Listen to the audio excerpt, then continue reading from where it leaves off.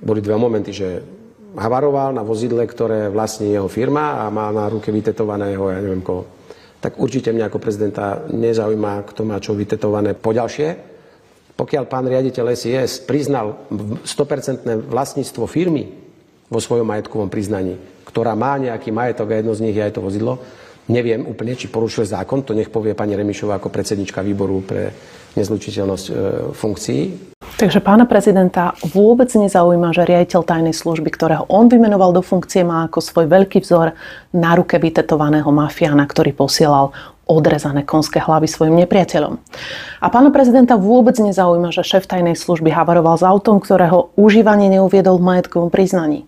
A vrchol absurdnosti je, keď Peter Pellegrini hovorí, že ja ako predsednička výboru mám posúdiť, či majetkové priznanie Pavla Gašpara je v poriadku.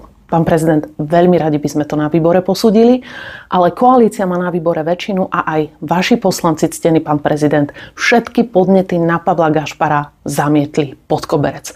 A preto sme nemohli posúdiť, či majetkové priznanie šéfa tajnej služby je v poriadku alebo nie. Je hanba, že namiesto prezidenta máme len človeka vo funkcii prezidenta, ktorý je sluhom a poskokom Roberta Fica.